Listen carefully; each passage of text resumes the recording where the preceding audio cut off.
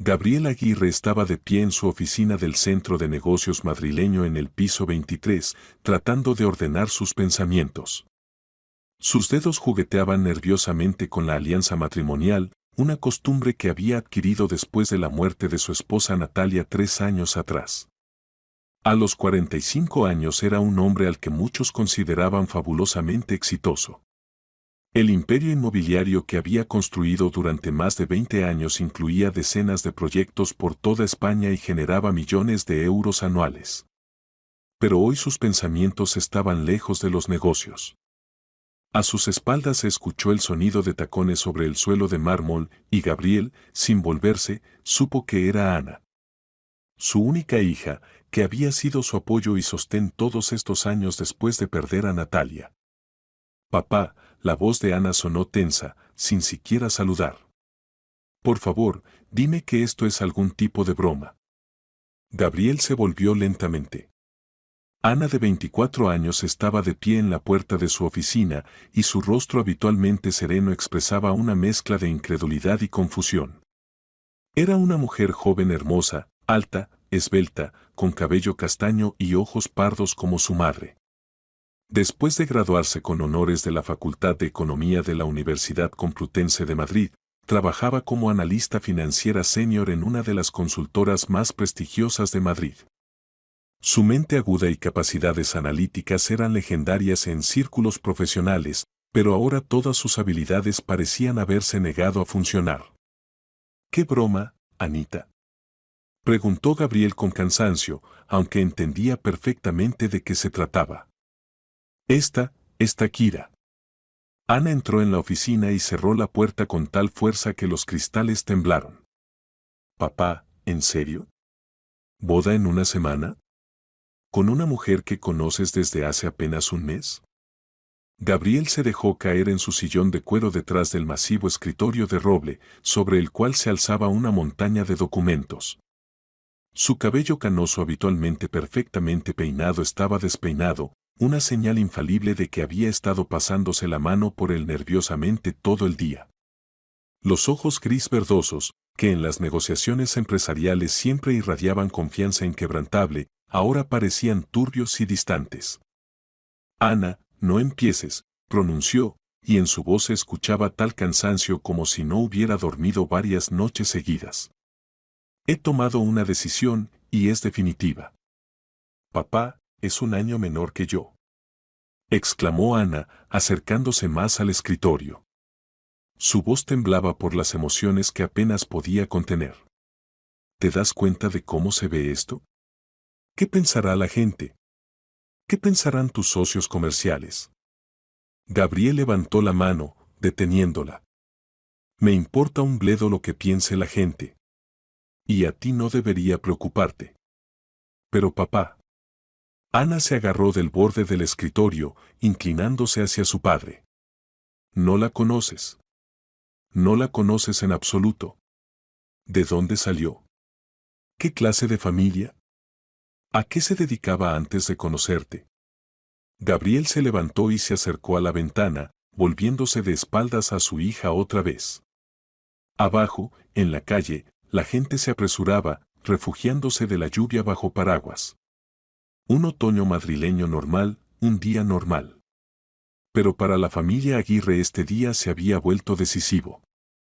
Kira es especial, dijo en voz baja, y en su voz apareció una nota que Ana nunca antes había escuchado. Era la entonación de un adolescente enamorado, no de un hombre maduro. No es como todas las demás mujeres. No lo entiendes porque eres joven. Pero cuando encuentres tu amor, lo entenderás. ¿Qué amor, papá?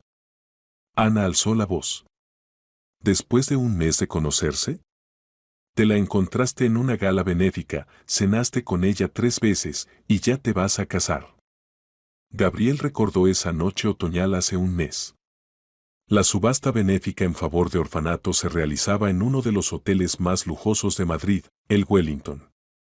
Había ido allí sin mucho entusiasmo, cumpliendo más bien un deber social de empresario exitoso. Donar una suma considerable, intercambiar apretones de manos con la gente apropiada, aparecer en la crónica social, rutina habitual. Pero cuando vio a Kira, estaba de pie junto a una columna en el salón principal y parecía que todo el mundo a su alrededor se había detenido. 25 años, de estatura algo más que mediana, con largo cabello platinado que brillaba bajo la luz de las lámparas de cristal. Ojos esmeralda, rasgos finos, figura escultural que hacía que todos los hombres del salón se volvieran a mirarla. Vestía un elegante vestido negro de noche que realzaba su belleza, pero al mismo tiempo se veía refinado, no provocativo. Cuando se acercó a él y le habló sobre la importancia de ayudar a los niños huérfanos, su voz sonó como música. Hablaba español prácticamente sin acento, pero en su habla se sentía un encanto especial, una ligera exotismo. Kira contaba que su padre había sido diplomático y había pasado la infancia en diferentes países de Europa, había estudiado en la Sorbona, estudió arte y relaciones internacionales. Siempre soñé con ayudar a los niños, decía, y sus ojos brillaban con participación sincera. Tal vez porque yo misma crecí lejos de la patria, entiendo lo importante que es el apoyo. Gabriel sintió que perdía la cabeza. ¿Hacía mucho que había conocido a una mujer que combinara belleza, inteligencia y bondad? Después de la muerte de Natalia había salido con varias señoras, pero todas le parecían superficiales, interesadas solo en su dinero o estatus. No es como todas, repitió Gabriel, todavía mirando por la ventana. Kira es educada, inteligente, bondadosa. Se preocupa sinceramente por esos niños del orfanato. ¿Sabes cuánto donó esa noche? ¿Cuánto? Preguntó Ana secamente. 10.000 euros. De sus propios ahorros. Para una chica de 25 años es mucho dinero. ¿Qué cazafortunas regalaría sus ahorros? Ana sintió cómo se le encogía el corazón. 10.000 euros realmente era una suma seria para una mujer joven. Pero aún así algo en esta historia la alertaba. Papá, recapacita. Ana golpeó la palma contra el escritorio con tal fuerza que saltó un pesado cenicero de cristal. No la conoces en absoluto. Un mes no es nada. Mamá y tú salieron 2 años antes de casarse. El rostro de Gabriel se ensombreció instantáneamente al mencionar a su difunta esposa. No te atrevas a comparar. La cortó bruscamente. Tu madre era una persona completamente diferente y la situación era diferente. Yo tenía 23 años, apenas empezaba el negocio. Ahora sé lo que quiero de la vida. ¿Quieres una belleza joven que halague tu ego? No pudo contenerse Ana. Gabriel se volvió hacia ella, y Ana vio en sus ojos tal ira que nunca antes había visto. Basta. Rugió. Mañana Kira y yo firmamos el contrato prenupcial y en una semana, la boda. La decisión está tomada, y no la voy a discutir ni contigo ni con nadie más. Ana palideció, retrocediendo un paso. Este hombre que le gritaba se parecía poco al padre amoroso que siempre se aconsejaba con ella en asuntos importantes. ¿Contrato prenupcial? Preguntó lentamente, sintiendo cómo se le secaba la boca. Sí, contrato prenupcial. Mi abogado Constantino Vázquez preparó todo según mis instrucciones. Gabriel se sentó de nuevo en el sillón y comenzó a hojear los documentos en el escritorio, como buscando algo. En caso de divorcio por iniciativa de Kira, ella recibe 2 millones de euros. Si el divorcio es por mi iniciativa, 500.000. Y si se detuvo, si me pasa algo, la mitad de toda la propiedad pasa a ella. Ana sintió como la tierra se movía bajo sus pies. Papá, te has vuelto loco. Susurró. ¿La mitad de la propiedad? Eso es más de 30 millones de euros. ¿A una mujer que conoces desde hace un mes? Yo mismo pedí al abogado incluir esa cláusula, dijo Gabriel firmemente, sin levantar los ojos de los documentos. Quiero estar seguro de que, si me pasa algo, Kira estará asegurada. Se convertirá en mi esposa, y tú la tratarás con respeto. Kira se muda con nosotros mañana. No, papá. Ana se irguió en toda su altura. No voy a vivir en la misma casa con ella. Entonces múdate a tu apartamento, respondió Gabriel fríamente. Tienes un hermoso 2 dormitorios en Gran Vía que te compré. Pero Kira vivirá en nuestra casa, porque pronto será su casa. Ana estaba de pie, conmocionada por la crueldad de su padre. En toda su vida nunca lo había visto así. Gabriel siempre había sido un padre amoroso y cariñoso. Después de la muerte de su madre se habían vuelto aún más cercanos.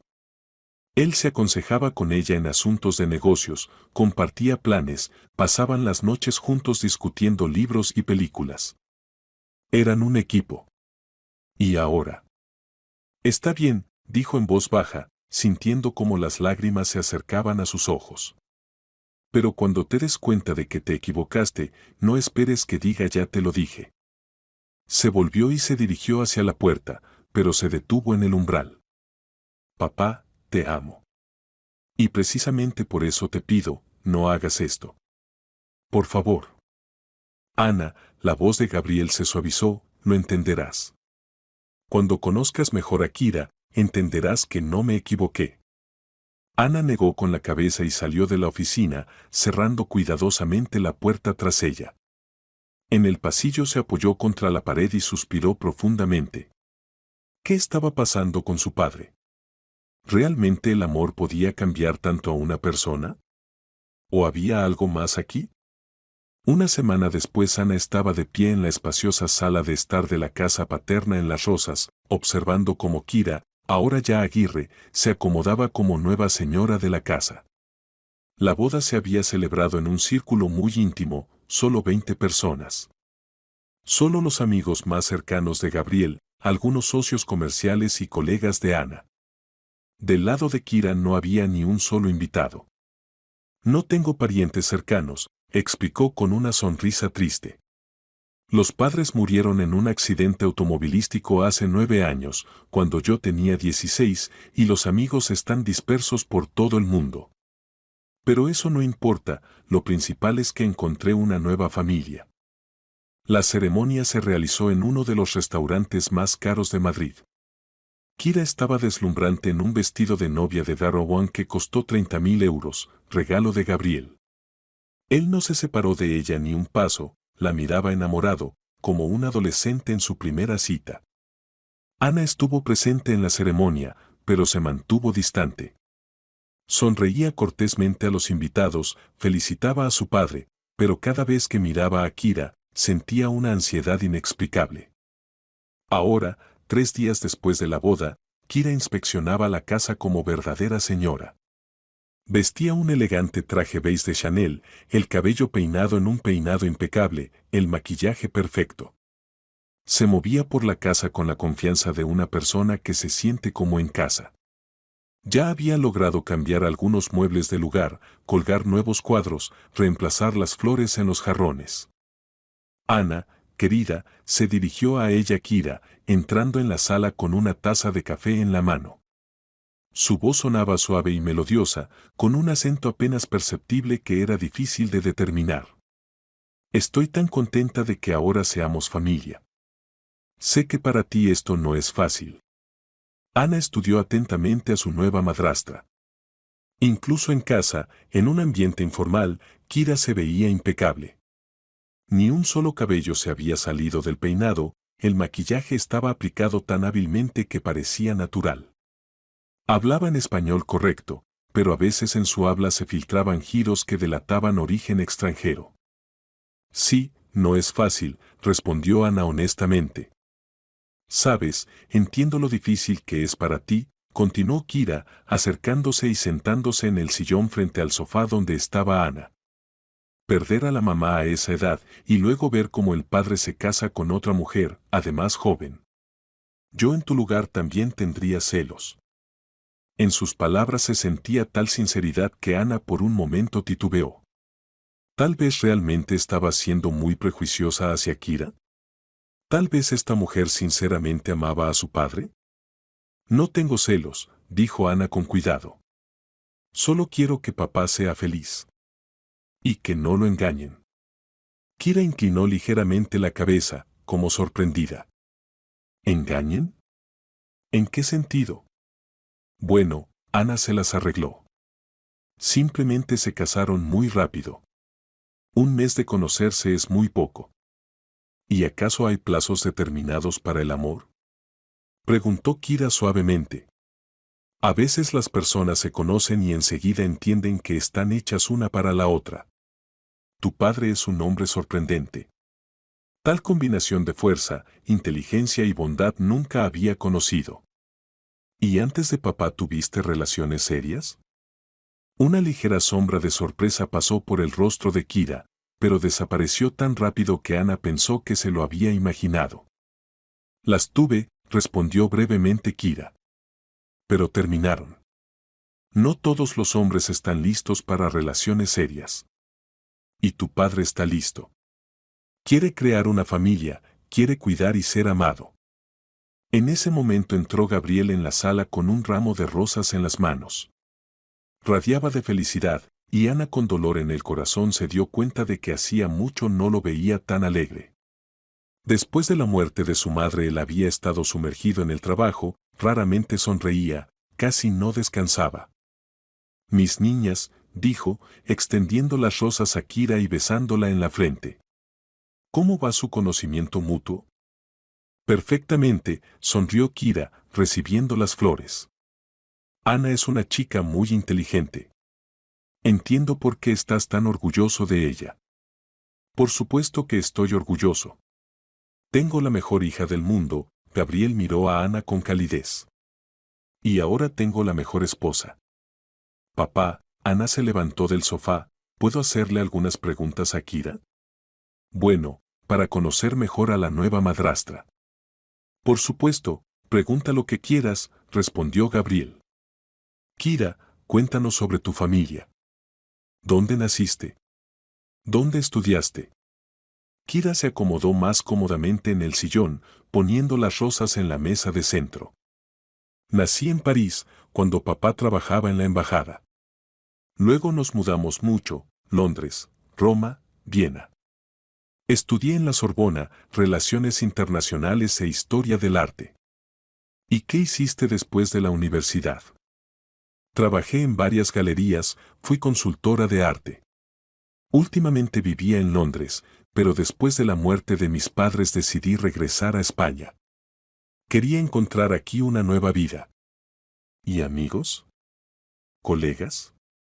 ¿Por qué no había nadie en la boda? Gabriel frunció ligeramente el ceño, pero Kira respondió calmadamente.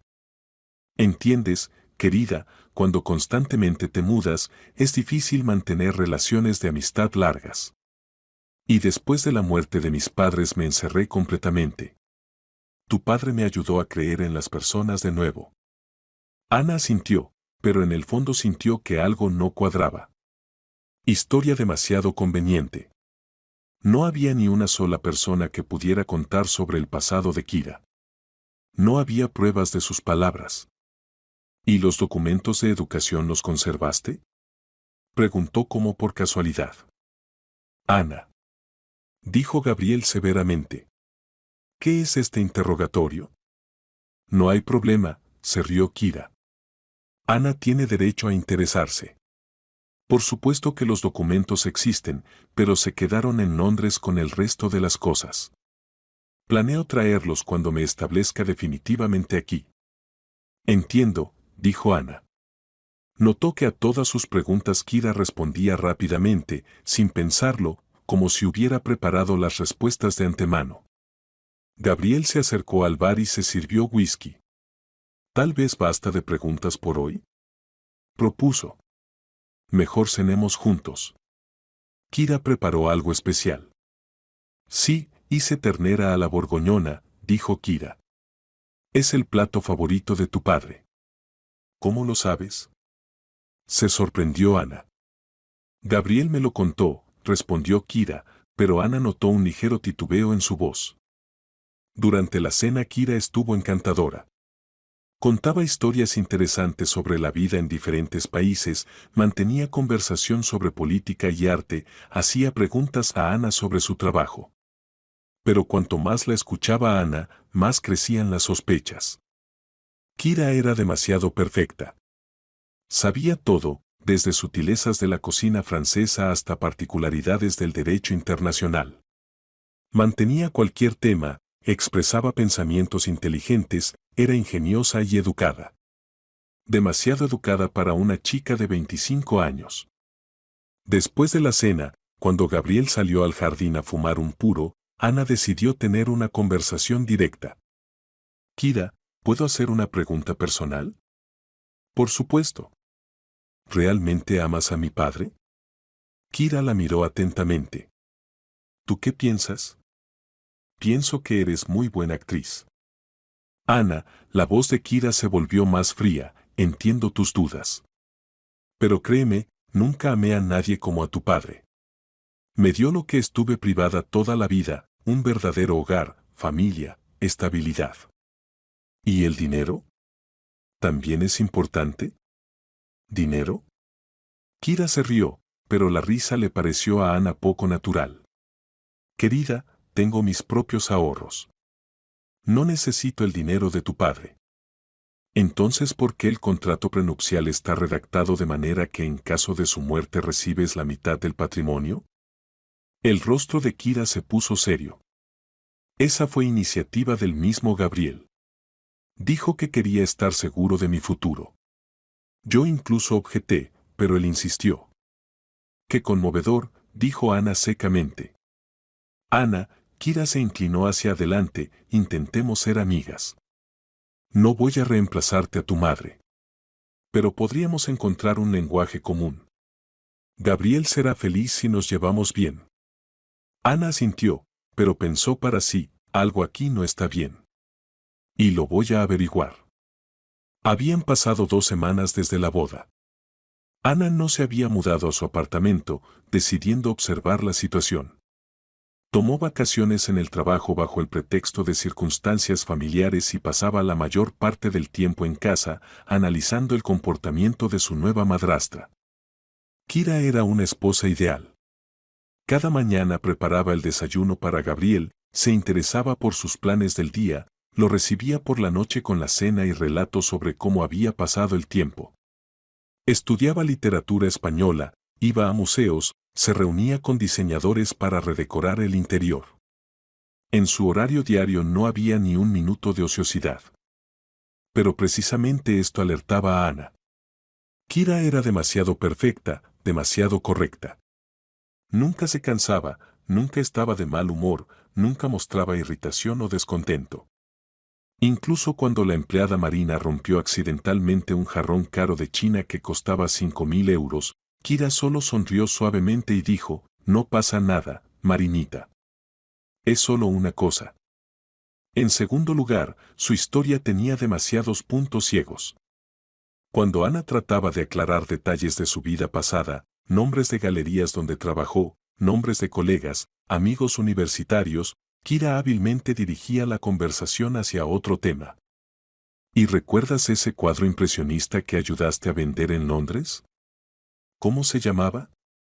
Preguntó Ana durante el desayuno. Ah, querida, fueron tantos. Se rió Kira.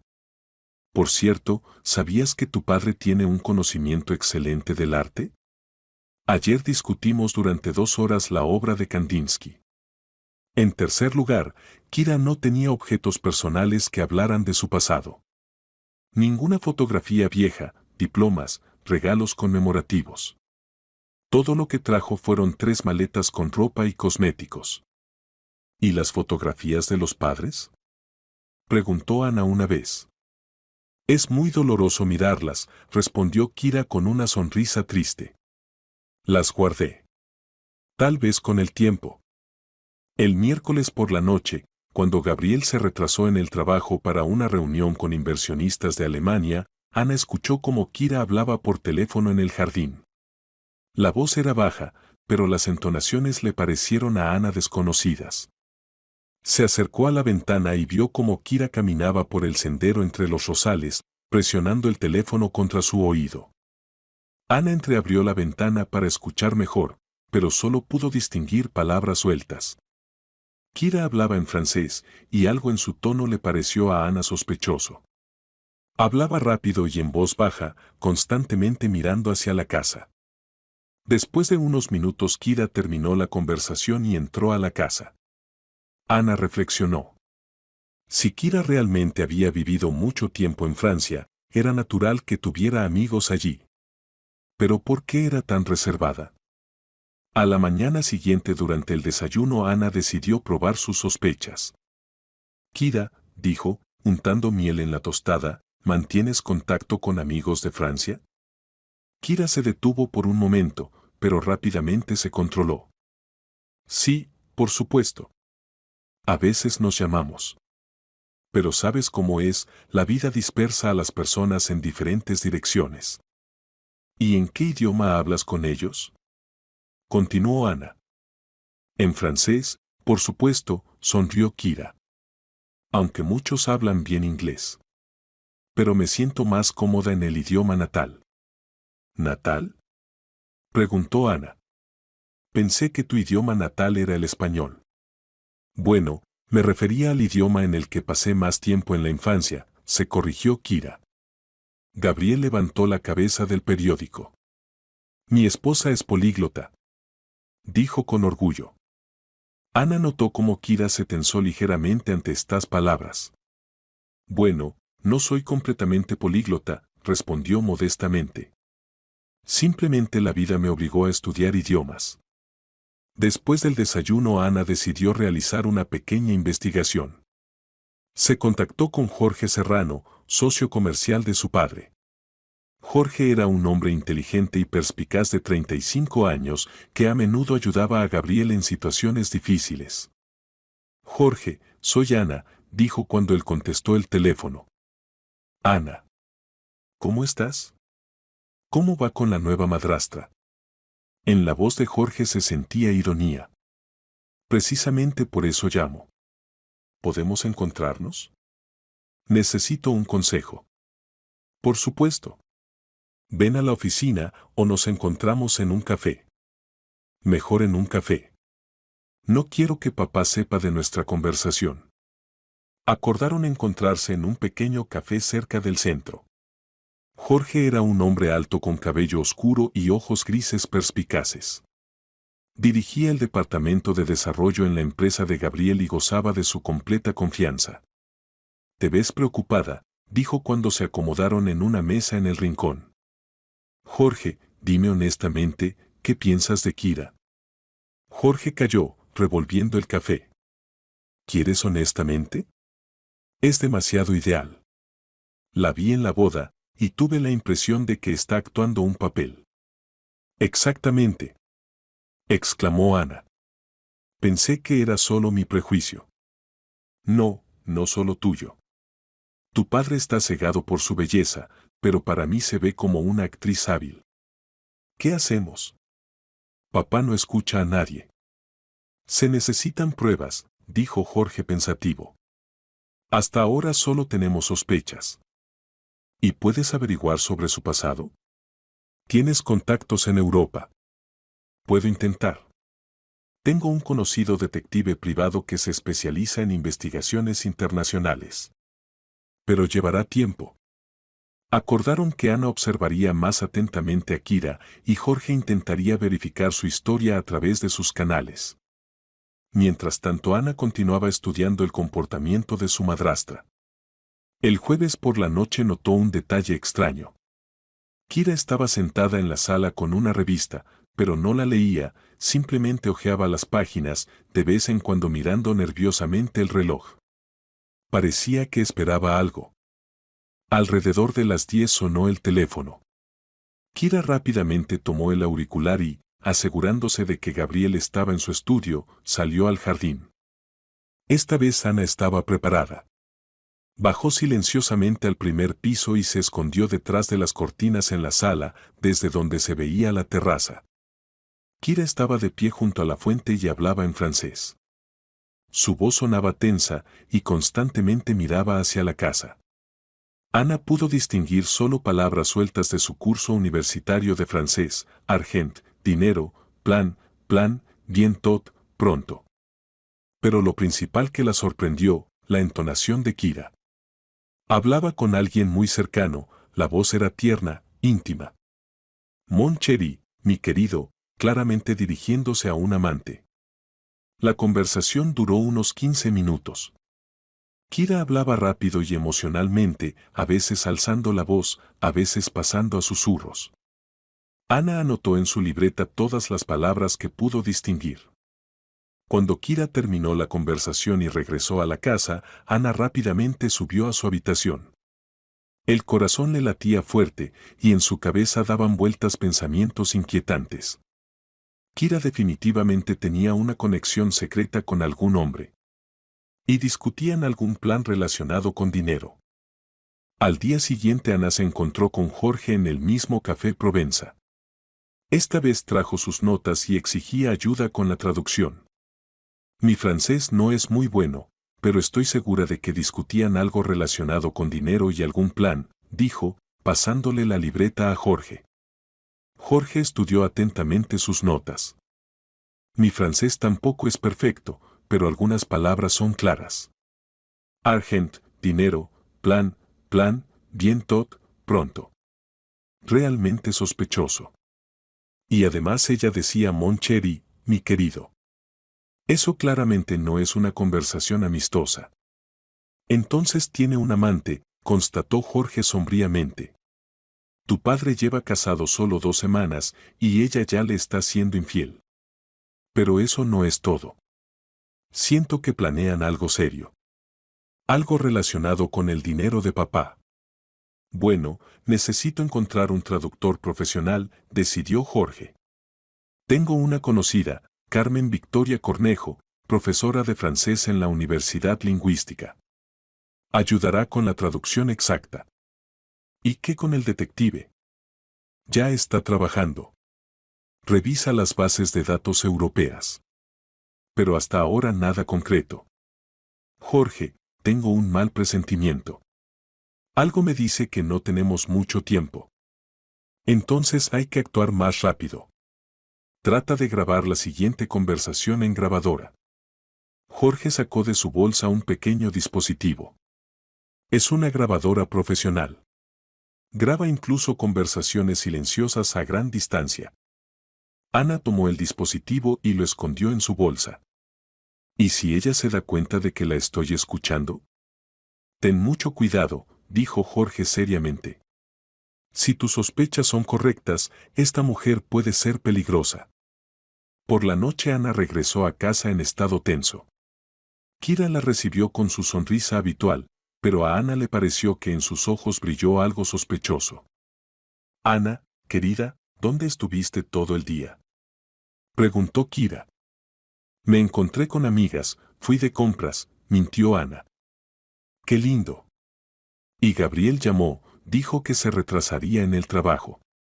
Reunión muy importante.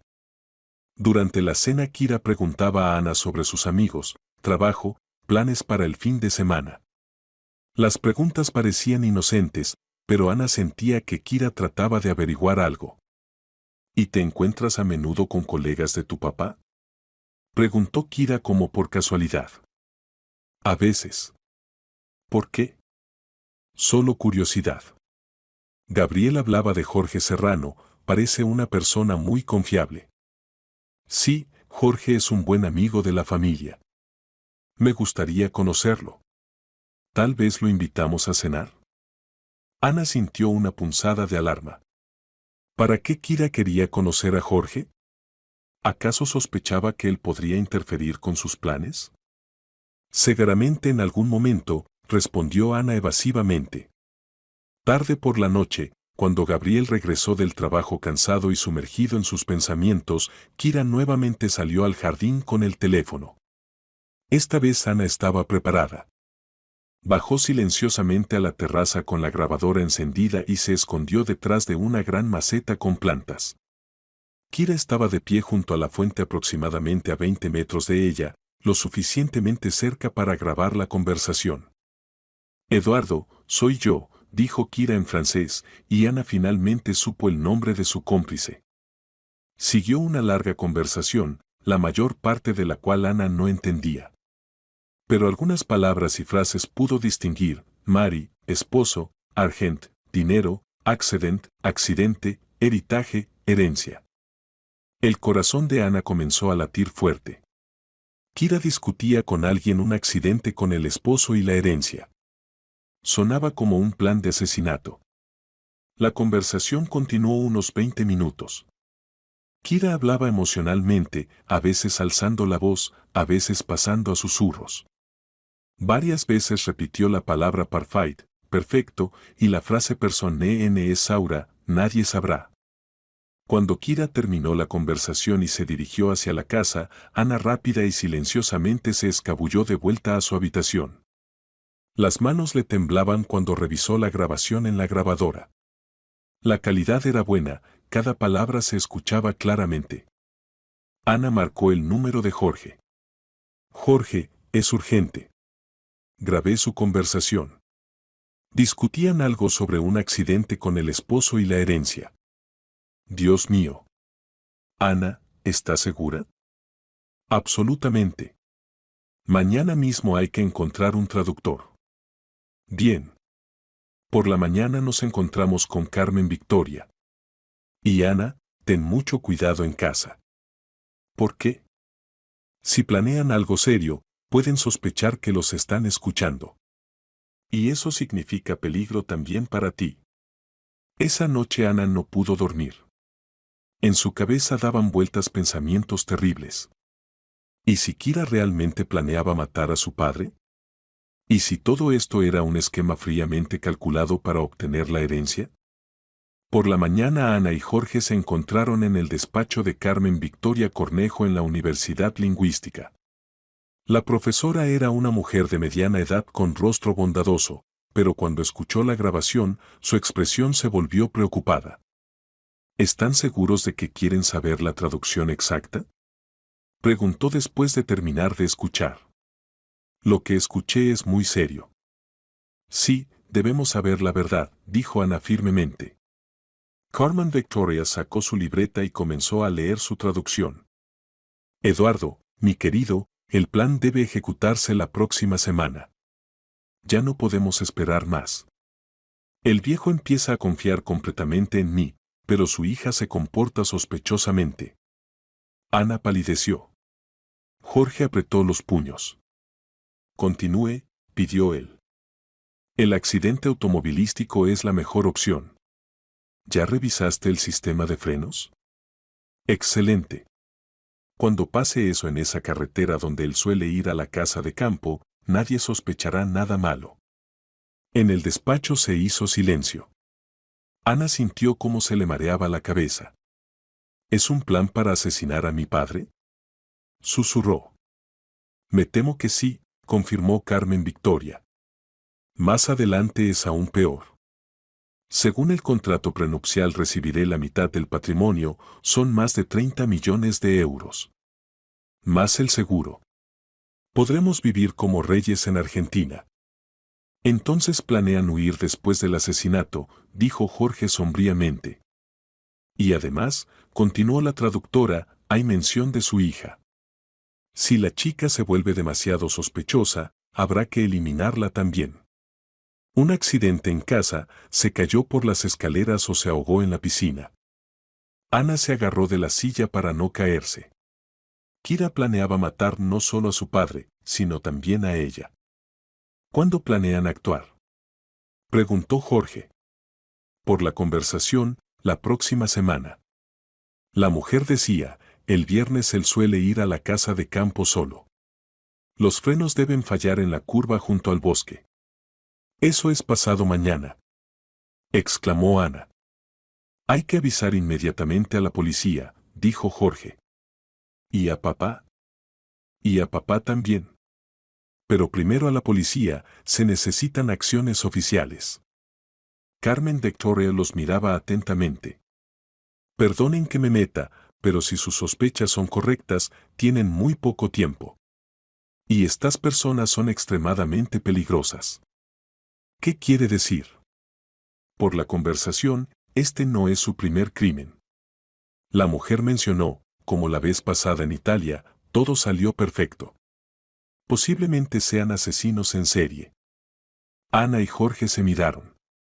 La situación resultó aún más terrible de lo que suponían. Hay que actuar inmediatamente, decidió Jorge. Ana, empaca las cosas y vete de casa.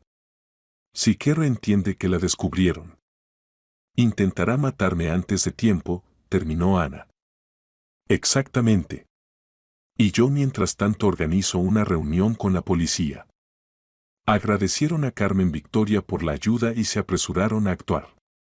El tiempo trabajaba en su contra y la vida de Gabriel pendía de un hilo.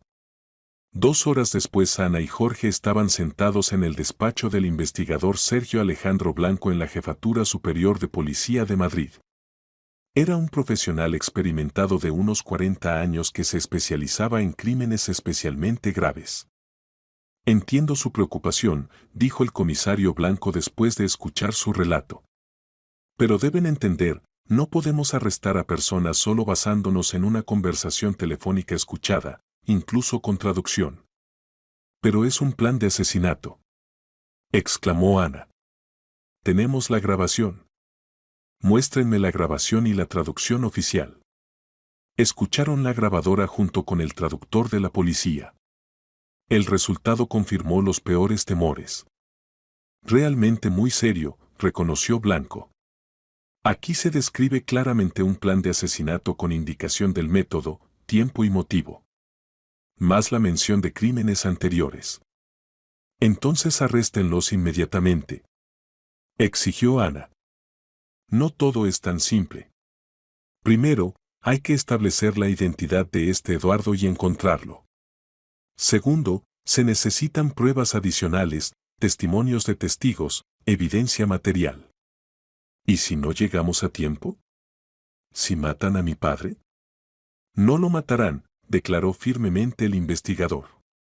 Tomaremos medidas preventivas inmediatamente. Blanco explicó el plan de la operación. Primero revisarían secretamente el automóvil de Gabriel en busca de daños. Si el sistema de frenos ya estaba dañado, sería prueba directa. Luego establecerían vigilancia oculta de la casa e intentarían atrapar a los criminales con las manos en la masa. ¿Y mi padre? ¿Hay que contarle todo? Obligatoriamente, pero con cuidado. No se puede permitir que Kira sospeche algo. ¿Y si ya cambiaron los planes? Preguntó Jorge. Entonces actuaremos según las circunstancias. Lo principal es no dejarlos escapar. En 1 hora llegaron los primeros resultados. Los expertos encontraron daños serios en el sistema de frenos del automóvil de Gabriel, varias mangueras estaban cuidadosamente cortadas en varios lugares. A velocidad los frenos habrían fallado garantizadamente. Ahora tenemos prueba directa de intento de asesinato, dijo Blanco. Podemos actuar oficialmente. Entonces ya comenzaron a ejecutar su plan. Se horrorizó Ana. Parece que sí. Bien que lo descubrimos a tiempo. Gabriel fue llamado urgentemente a la jefatura supuestamente para dar testimonio en otro caso. Cuando le mostraron las fotografías de los frenos dañados de su coche y le contaron sobre la grabación de la conversación de su esposa, al principio se negó a creer. Es imposible, repetía, negando con la cabeza. Kira no puede planear mi asesinato. Ella me ama. Mire el peritaje de su automóvil, insistía el investigador. Los frenos están dañados profesionalmente. Esto no es casualidad. Gabriel estudió las fotos, y su rostro gradualmente cambió de expresión, de incredulidad a horror y luego a ira. ¿Entonces ella realmente quería matarme?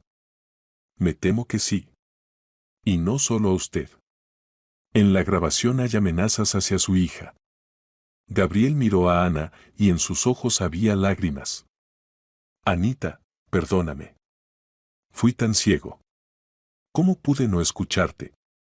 Papá, lo principal es que ahora sabemos la verdad, respondió Ana, abrazando a su padre. ¿Y estás vivo? ¿Qué pasará ahora? Preguntó Gabriel. Ahora organizaremos una operación para detener a los criminales, explicó Blanco. Usted debe regresar a casa y comportarse como siempre. Estableceremos vigilancia oculta y esperaremos hasta que intenten completar su plan. ¿Y si entienden que los descubrieron? Entonces intentarán escapar. Pero estaremos preparados. La operación fue planeada para la noche. La casa de los Aguirre debía convertirse en una trampa para los asesinos. Hacia la noche la casa en Las Rosas estaba imperceptiblemente rodeada por agentes. Cámaras y micrófonos ocultos fueron instalados en el jardín y algunas habitaciones. Ana se quedó en la jefatura bajo protección policial y Gabriel regresó a casa para no despertar sospechas en Kira. Querido, ¿cómo están las cosas? Lo recibió Kira con su sonrisa habitual.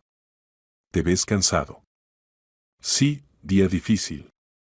Muchos problemas en el trabajo, respondió Gabriel, tratando de hablar naturalmente. ¿Y dónde está Ana? No ha estado en casa 2 días. Se fue donde una amiga. Recuerda que se pelearon. Qué pena, dijo Kira, y en su voz se escuchaba alivio. Espero que regrese pronto.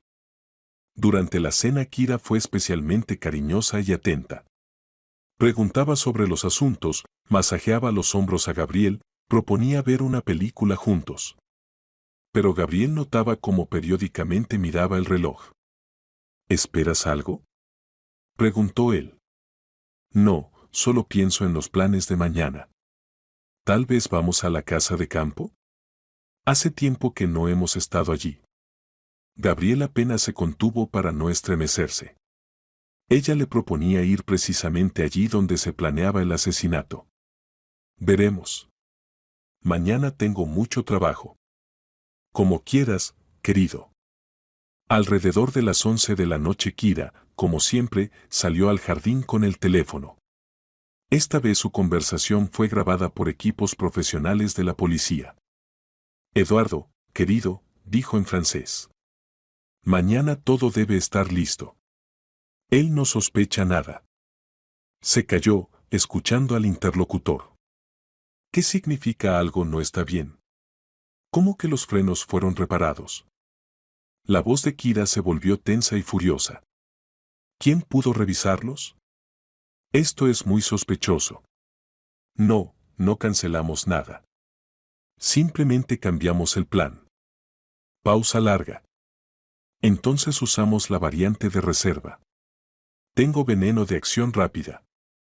Lo echaré en el café matutino, parecerá un ataque cardíaco. Gabriel, que escuchaba la conversación a través de auriculares en la casa, sintió sudor frío en la espalda. Esta mujer estaba dispuesta a todo. Si algo sale mal, nos encontramos en el aeropuerto. Tenemos boletos y documentos con nombres nuevos, continuó Kira. ¿Y qué con su hija? Bien que se fue, un problema menos. La conversación continuó unos minutos más. Kira discutía detalles de la huida, nombraba números de cuentas en bancos extranjeros donde ya los esperaba dinero de operaciones anteriores. Cuando terminó la conversación, el investigador blanco dio la orden a los grupos de vigilancia. A todos los puestos, preparación. La sospechosa puede intentar envenenar a la víctima por la mañana. Estén listos para intervención inmediata. Pero los eventos se desarrollaron más rápido de lo esperado. Alrededor de las 2 de la madrugada a la casa se acercó un auto oscuro. De él salió un hombre y se dirigió hacia el edificio. Objetivo detectado, transmitió el agente. El sospechoso se acerca a la casa. Es Eduardo, dijo Blanco. Esperamos qué va a hacer. Eduardo Montaña resultó ser un hombre atractivo de unos 35 años con cabello oscuro y figura atlética. Se movía con confianza, evidentemente teniendo experiencia en acciones similares. Llevaba consigo una bolsa con algunos objetos. En lugar de ir al garaje como se esperaba, se dirigió a la entrada principal. Tenía una llave. Está entrando a la casa, informó el observador. A todos los grupos, prepararse para el asalto, ordenó Blanco. A través de las ventanas se veía cómo Eduardo subía al segundo piso donde estaba el dormitorio de Gabriel y Kira. En sus manos había un objeto parecido a una jeringa. Decidieron no esperar hasta la mañana, entendió el investigador.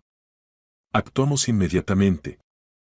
La casa instantáneamente se iluminó con reflectores. A través de las puertas de entrada previamente abiertas por Gabriel, irrumpió el grupo especial. Policía. Todos al suelo.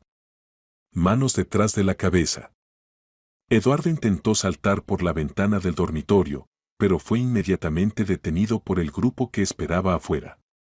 En él encontraron una jeringa con veneno y documentos falsos. Kira estaba sentada en la cama, fingiendo que se había despertado por el ruido.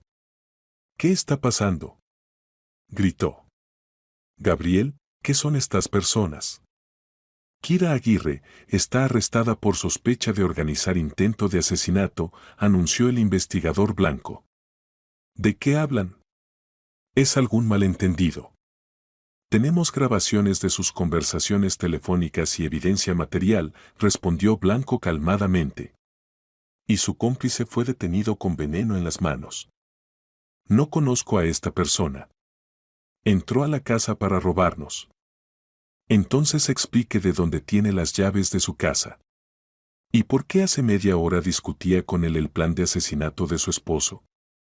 El rostro de Kira cambió. Entendiendo que el juego había terminado, se quitó la máscara. Entonces lo escucharon todo, siseó, mirando a Gabriel con odio. Entonces sabías si me engañabas. Eres tú quien me engañó desde el primer día. Respondió Gabriel. Planeaste matarme por dinero. ¿Y qué hay de malo en eso? Gritó Kira de repente, saliéndose completamente de control. Eres un viejo tonto que creyó a la primera mujer hermosa. A gente como tú hay que privarla del dinero. Ahora sí está diciendo la verdad, dijo el investigador, grabando cada palabra en la grabadora. Kira entendió que se había delatado finalmente, y se calló. En el centro de detención temporal Kira y Eduardo estaban en celdas diferentes. Al principio ambos se negaron a dar testimonio, pero cuando les presentaron pruebas irrefutables, grabaciones de conversaciones, frenos dañados, veneno, entendieron que negar era inútil. Eduardo habló primero con ayuda de un traductor. Como resultó, su nombre completo era Eduardo Enrique Montaña, ciudadano francés, previamente condenado por estafa y extorsión en varios países europeos. Conocí a Clara hace 3 años en Marsella, contaba al investigador. Yo acababa de salir de la cárcel después de cumplir condena por estafa, ella también tenía problemas con la ley. Decidimos unirnos. ¿Clara? Pero se llama Kira. Clara Dubois es su verdadero nombre. Kira es uno de muchos seudónimos. ¿A qué actividad se dedicaban? Nos especializábamos en hombres ricos solitarios de mediana edad. Clara se ganaba su confianza, se casaba o se convertía en amante, y luego los robábamos. ¿Y mataban? Eduardo calló, sopesando las palabras. No siempre. Si la suma era pequeña, simplemente desaparecíamos con el dinero. Pero cuando se trataba de millones. O sea que Gabriel Aguirre no fue la primera víctima. No. En 5 años fueron 7 clientes. En Italia, Alemania, Suiza.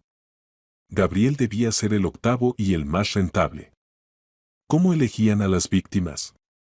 Clara estudiaba listas de los solteros más ricos de Europa.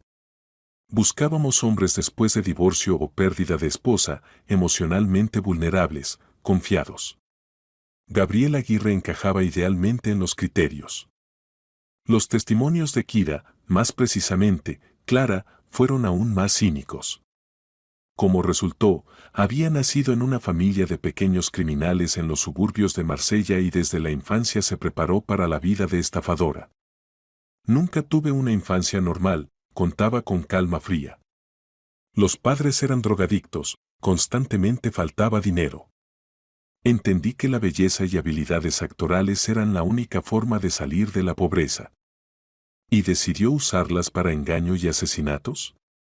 Las usé para sobrevivir. En este mundo cada uno por sí mismo. Los hombres son criaturas estúpidas, dispuestas a dar todo por una cara bonita y palabras correctas. Cuénteme sobre la preparación para la operación con Gabriel Aguirre. Pasé 3 meses estudiando su personalidad. Leí entrevistas, estudié fotografías, averigüé el círculo de comunicación. Sabía que estaría en esa gala benéfica. ¿Y vinieron allí especialmente? Por supuesto. Representé el papel de europea educada, apasionada por la beneficencia. Doné 10.000 euros, era dinero de la operación anterior en Alemania. ¿Y la historia sobre el padre diplomático, educación en la Sorbona? Invención completa. Mi padre vendía drogas, la madre se ganaba la vida con prostitución. La educación la recibí en una escuela local para adolescentes problemáticos. ¿Cómo se planeaba el asesinato? Eduardo debía dañar los frenos del auto para que fallaran en el camino a la casa de campo. Accidente automovilístico ordinario, ninguna sospecha. Yo recibía la herencia y en un mes desaparecía. ¿Y qué con la hija de Aguirre? Si no hubiera interferido, la habríamos dejado viva. Pero la chica resultó demasiado sospechosa. Habría tenido que eliminarla también. ¿De qué manera? Accidente en casa. Cada nueva confesión era un golpe para Gabriel. La mujer que consideraba el amor de toda su vida resultó ser una asesina a sangre fría para quien la vida humana no significaba nada. En el curso de la investigación se revelaron detalles aún más escalofriantes. La pareja tenía múltiples documentos falsos, cuentas en bancos de diferentes países, esquema cuidadosamente elaborado de lavado de dinero. ¿Después del asesinato de Aguirre, qué planeaban hacer? Preguntó el investigador. 2 semanas después del funeral habríamos volado a Argentina con nuevos documentos. Allí ya estaban preparados casa, cuentas bancarias, nuevas identidades. ¿Tenían otros cómplices? No, trabajábamos solo de a 2. Menos gente, menos riesgos. ¿Y las víctimas anteriores? En Italia, Marco Rosselli, dueño de cadena de restaurantes. Murió de ataque cardíaco después de que me legara en testamento. En Alemania, Klaus Müller, industrial. Accidente automovilístico en la autopista. En Suiza. La lista de víctimas era larga. La Interpol Europea ya había comenzado investigación de muertes relacionadas con ellos. ¿No sentía remordimiento de conciencia? Preguntó el investigador a Clara. ¿Por qué? ¿Por liberar al mundo de viejos ingenuos con dinero sobrante? ¿Por matar personas que les confiaban? La confianza es un lujo que solo pueden permitirse los ricos. Nosotros simplemente redistribuíamos recursos más justamente. Este cinismo asombraba incluso a investigadores curtidos.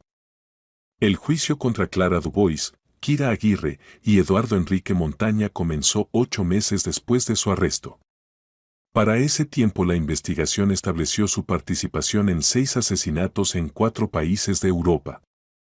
El proceso se realizó en la Audiencia Provincial de Madrid bajo la presidencia de la jueza Valentina Nicolasa Serrano, jurista experimentada con 20 años de experiencia examinando casos de crímenes especialmente graves. Ana fue testigo principal de la acusación. Contó detalladamente sobre sus sospechas, sobre cómo escuchó las conversaciones de su madrastra, cómo grabó sus planes de asesinato. ¿Qué exactamente la hizo sospechar de la acusada? Preguntaba el fiscal. Era demasiado ideal, respondió Ana. Su historia no tenía puntos ciegos, pero al mismo tiempo no se podía verificar ni un solo detalle. Además se ponía muy nerviosa cuando yo hacía preguntas concretas. ¿Sintió amenaza para su propia vida? Sí. Cuando escuché cómo discutía mi muerte con la misma facilidad que la muerte de papá, entendí, esta mujer es absolutamente despiadada. Gabriel dio testimonio como víctima. Le era difícil reconocer cuán fácilmente había caído en el engaño. ¿No notó nada sospechoso en el comportamiento de la acusada? Preguntaba el fiscal. No, respondió Gabriel honestamente.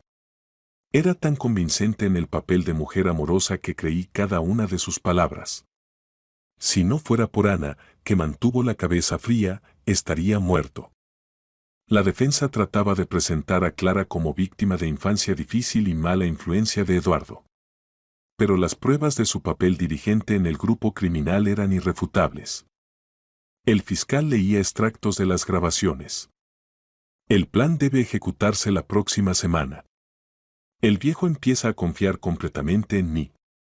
Según el contrato prenupcial recibiré la mitad del patrimonio, son más de 30 millones de euros. Si la chica se vuelve sospechosa, habrá que eliminarla también. Cada frase era como golpe de martillo sobre el yunque de la justicia. Representantes de países europeos transmitieron materiales sobre otros asesinatos. Quedó claro que Clara y Eduardo actuaban según esquema elaborado ya muchos años. En la última palabra Clara intentó despertar simpatía. Crecí en la pobreza, nadie me amó nunca. Hacía lo que parecía la única forma de sobrevivir en el mundo cruel. Pero el asesinato de personas inocentes no es forma de supervivencia, es crimen contra la humanidad, respondió severamente la jueza. ¿Inocentes? Se encendió Clara. Se bañaban en lujo mientras millones de personas pasaban hambre. Yo simplemente restablecía la justicia. O sea que se nombró juez que decide quién merece vivir. Clara se calló, entendiendo que cada palabra solo empeoraba su situación. Eduardo en la última palabra pidió perdón formalmente. Entiendo la gravedad de mis crímenes y estoy listo para asumir responsabilidad. Pido al tribunal considerar mi cooperación con la investigación. Pero su arrepentimiento se veía poco sincero, intento de obtener sentencia más suave. El veredicto del tribunal fue severo y justo. Clara Dubois recibió 25 años de prisión en centro penitenciario de máxima seguridad. Eduardo Enrique Montaña, 27 años por el conjunto de crímenes considerando su papel organizador. Además, fueron obligados a compensar el daño a las familias de todas las víctimas por suma total de más de 20 millones de euros. Sus activos en bancos europeos fueron arrestados y transferidos al Fondo de Compensaciones. La justicia ha triunfado, declaró el fiscal después del anuncio de la sentencia. Estas personas nunca más podrán causar daño a nadie. Después del juicio, Gabriel tardó mucho en recuperarse. La traición de Clara le causó un trauma psicológico grave. Dejó de confiar en las personas, evitaba conocidos nuevos, se sumergió completamente en el trabajo. Papá, no puedes vivir así, le decía Ana. No todas las personas son como esa mujer. ¿Cómo puedo saberlo? Respondía Gabriel. Estaba seguro de que ella me amaba. ¿Cómo puedo confiar en alguien después de esto? La ayuda vino de Jorge Serrano, quien tomó parte de la gestión de la empresa y gradualmente atraía a Gabriel de vuelta a la actividad activa. Gabriel, tenemos una propuesta de proyecto grande en Barcelona, le informó. Pero los inversionistas quieren encontrarse personalmente contigo. Que se encuentren contigo. Tú decidirás todo. No, la empresa lleva tu nombre. Sin ti este contrato no se firmará. Gradualmente el trabajo ayudaba a Gabriel a distraerse de los recuerdos pesados. Y la cercanía con su hija, que literalmente le salvó la vida, se convirtió en fuente de nuevas fuerzas. Un año después del juicio, Gabriel tomó una decisión importante. Ana, dijo a su hija durante el desayuno, quiero proponerte convertirte en socia de pleno derecho del negocio. ¿En serio? Absolutamente. Demostraste que posees no solamente analítica, sino también intuición, lealtad a la familia. Me salvaste la vida. Necesito precisamente tal socio. ¿Y qué hay de Jorge? Jorge está de acuerdo. Discutimos la posibilidad de crear asociación igualitaria entre los tres. Ana se sintió conmovida por la propuesta de su padre. Toda la vida había soñado con trabajar en el negocio familiar. Acepto, papá. Pero con la condición de que sea verdadera asociación, no formalidad. Por supuesto. De otra manera, ¿qué sentido tiene? Se abrazaron y Gabriel sintió que la vida gradualmente se normalizaba. Clara trató de destruir su familia, pero al final solo la hizo más fuerte. Pasó otro año. La empresa Aguirre y Serrano se desarrollaba exitosamente bajo la dirección de 3 socios igualitarios. Completaron el gran proyecto en Barcelona y firmaron contratos para construcción de complejos residenciales en la Comunidad de Madrid. Ana se reveló completamente como mujer de negocios. Sus capacidades para análisis de riesgos y planificación estratégica eran invaluables. Se convirtió no solo en socia, sino en figura clave de la empresa. Y las relaciones entre Ana y Jorge imperceptiblemente se transformaron de comerciales en personales. Jorge siempre le había gustado a Ana, era inteligente, confiable, con excelente sentido del humor. Pero antes lo percibía solo como socio comercial de su padre. Todo cambió después de que juntos pasaron por la prueba de desenmascarar la conspiración de Clara. El momento decisivo fue una noche de finales de primavera. Trabajaban en la presentación de un nuevo proyecto, quedándose en la oficina hasta tarde. Parece que encontramos la solución ideal, dijo Jorge, dejando los documentos y estirándose. Sí, será un proyecto excelente, acordó Ana, levantando los ojos de la computadora. Se miraron, y entre ellos surgió una tensión especial que hablaba de atracción mutua. Ana, dijo Jorge en voz baja, ¿puedo decirte algo? Por supuesto. En estos 2 años has cambiado. Te volviste aún más sorprendente, fuerte, hermosa. Ya no eres simplemente la hija de mi amigo o colega. Ana sintió cómo se aceleró el latido del corazón. Jorge. Sé que esto puede parecer inapropiado. Trabajamos juntos, soy amigo de tu padre. Pero no puedo callar más. Me enamoré de ti. Ana calló unos segundos, y luego sonrió. Y yo pensaba que solo yo sentía esto. Jorge se levantó y se acercó a ella. ¿En serio? En serio. Pero temía que esto arruinara nuestras relaciones con papá y en el trabajo. Somos personas inteligentes, dijo él, tomando sus manos. Podremos combinar lo personal y lo comercial. Su primer beso ocurrió allí mismo, en la oficina, entre informes financieros y planos arquitectónicos. Y Ana entendió que su vida nuevamente cambiaba cardinalmente, pero esta vez, para mejor. Cuando Ana contó a su padre sobre sus relaciones con Jorge, Gabriel primero se sorprendió, y luego se alegró sinceramente. Sabes, hace tiempo pensaba que hacían buena pareja, dijo. Jorge es una persona decente, lo conozco muchos años. Te ama y te cuidará. ¿No estás en contra de nuestras relaciones no laborales? Al contrario, es maravilloso. El negocio familiar se construye sobre la confianza, ¿y a quién se puede confiar más que a la familia? Las relaciones de Ana y Jorge se desarrollaron armoniosamente. No se apresuraban, disfrutando el proceso de conocerse mutuamente desde un nuevo lado. Jorge presentó a Ana a su familia. Tenía una hermana menor, Verónica, de 32 años, madre divorciada de 2 hijos, Máximo de 10 años y Darío de 8. Se divorció recientemente del marido alcohólico, contaba Jorge. Cría a los niños sola. Trabaja como arquitecta, muy talentosa, pero su vida no es fácil. Cuando Ana conoció a Verónica Prado, inmediatamente sintió simpatía por esta mujer. Verónica era hermosa, de estatura mediana, con mirada inteligente y sonrisa abierta. Lo principal, era natural, sin ningún juego ni fingimiento. Completa oposición a la mentirosa Clara. Jorge tanto habló de usted, dijo Verónica al conocerse. Usted es una verdadera heroína, salvó a su padre de asesinos. Es exageración, respondió Ana avergonzada. Simplemente resultó ser hija atenta en el momento necesario. No sea modesta. No todos habrían podido reconocer el peligro y actuar tan decisivamente.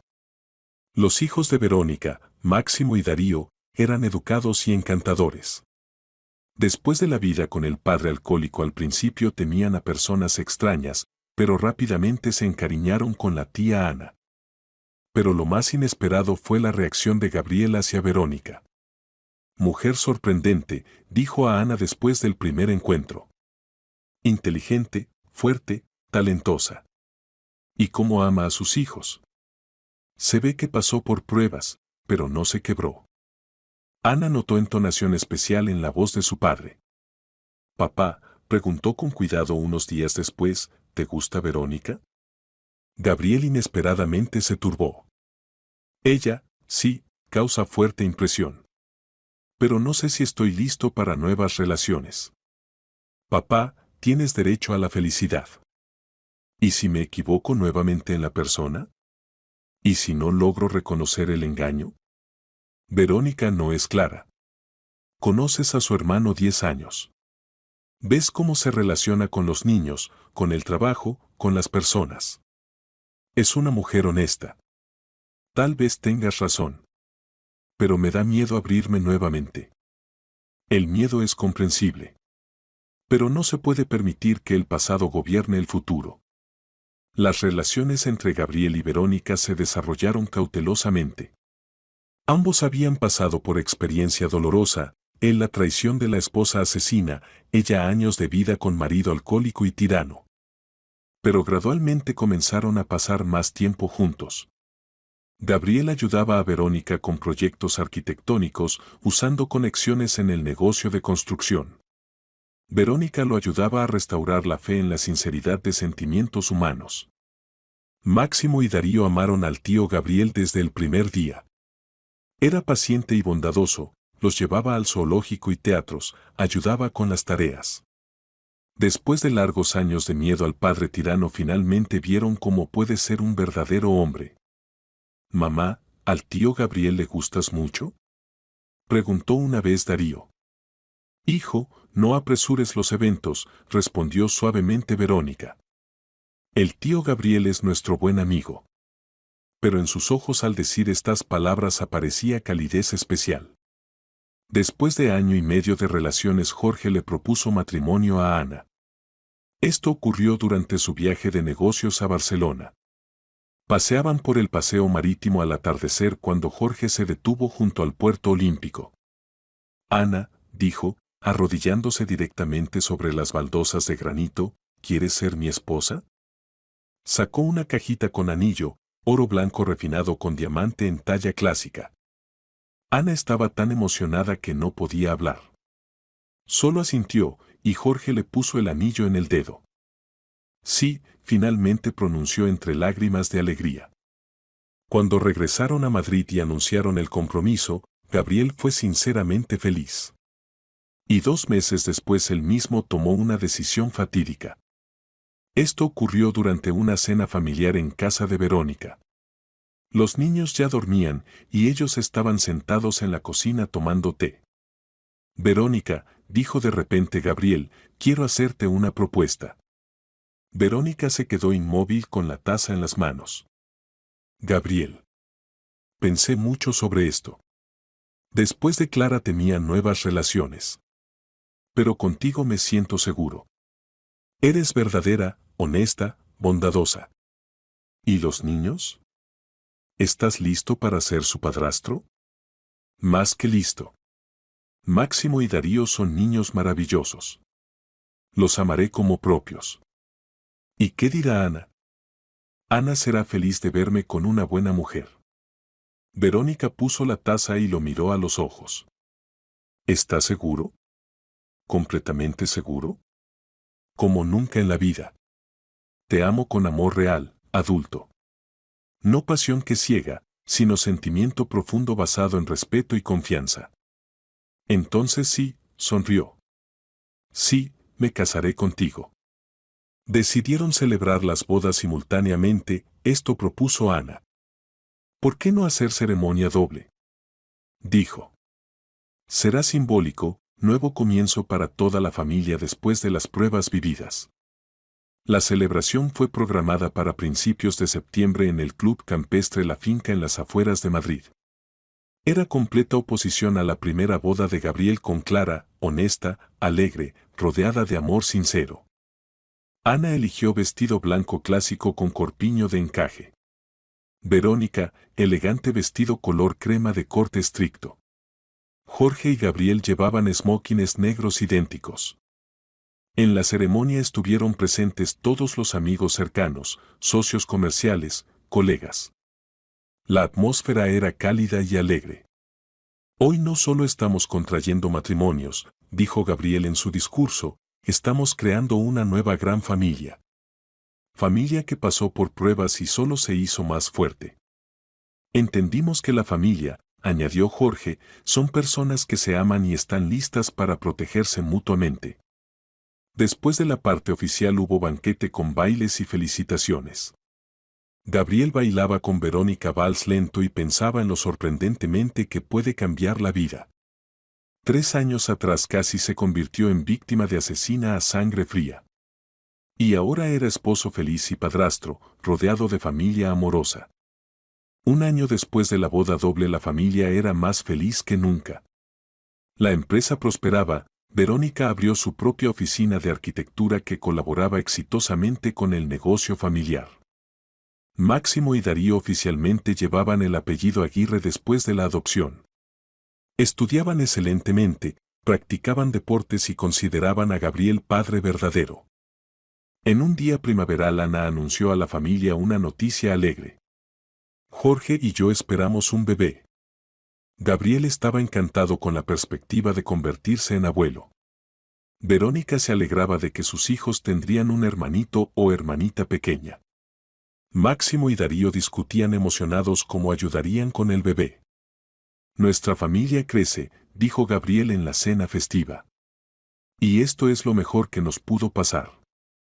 ¿Recuerdas, papá? Dijo Ana, como hace 3 años te dije, papá, es 1 año menor que yo. Y cuando te des cuenta de tu error, no esperes que diga, ya te lo dije. Recuerdo, se rió Gabriel. Pues nunca dije esas palabras. Porque tú mismo entendiste todo y lo corregiste. Y nos volvimos solo más felices y fuertes. Unos meses después Ana dio a luz a un niño sano al que llamaron Gabriel en honor al abuelo. El pequeño Gabriel se convirtió en centro del universo familiar, todos lo cargaban en brazos y fotografiaban cada sonrisa. Habían pasado 5 años desde que Ana escuchó la terrible conversación en el jardín. Ahora, sentada en la terraza de la casa de campo y observando cómo su pequeño hijo Gabriel jugaba con Máximo y Darío, apenas podía creer en la realidad de lo que pasaba. La familia se había reunido para celebrar el cumpleaños del mayor Gabriel. Era más feliz que nunca, empresario exitoso, esposo amoroso, padre cariñoso y abuelo. Abuelo Gabriel. Gritó su pequeño nieto, corriendo con una flor en la mano. Mira lo que encontré. Flor hermosa, nietito, sonrió Gabriel, levantándolo en brazos. Junto a Ana estaba sentado Jorge, leyendo una revista. Durante estos años se había convertido no solo en esposo, sino en mejor amigo con quien se podía compartir todo. Por cierto, dijo, dejando el periódico, Clara presentó otra solicitud de liberación anticipada. ¿Y qué? Nuevamente rechazada. El juez notó ausencia de signos de arrepentimiento sincero. Bien. Que cumpla toda la condena. De la casa salieron Gabriel y Verónica con torta festiva. Máximo y Darío corrieron hacia su padrastro. Papá. Pide un deseo. Gritó Darío a Gabriel. ¿Y qué puedo desear? Se rió Gabriel. Tengo todo lo necesario para la felicidad. Desea que siempre estemos juntos. Propuso Máximo. Es un deseo excelente, acordó Gabriel. Sopló las velas bajo los aplausos de la familia. El pequeño nieto también aplaudía, aunque no entendía qué pasaba. Saben, dijo Gabriel cuando cortaban la torta, quiero hacer un brindis. Los adultos tomaron copas de champán, los niños, de jugo. Por la familia, comenzó Gabriel. Por haber pasado por pruebas difíciles y habernos vuelto solo más fuertes. Por Ana, que me salvó la vida y me enseñó a valorar el amor verdadero. Por Jorge, que se convirtió en mi hijo y mejor socio. Por Verónica, que me dio una segunda oportunidad para la felicidad. Por todos mis hijos. Porque el bien venció al mal. Por la familia. Respondieron todos a coro. Ana abrazó a su padre. El sol se ponía, tiñendo el cielo de tonos dorados y rosados.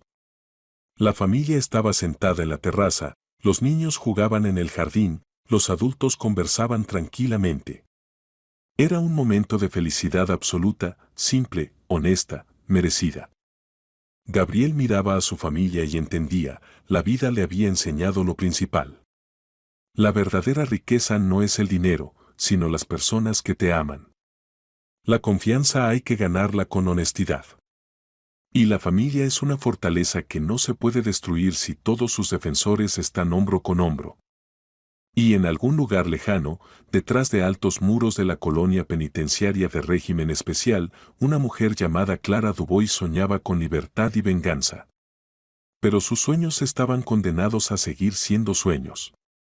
El bien venció al mal, el amor resultó más fuerte que el engaño, y la familia resistió la prueba más dura y solo se hizo más fuerte. Y esta era la conclusión más justa para esta historia.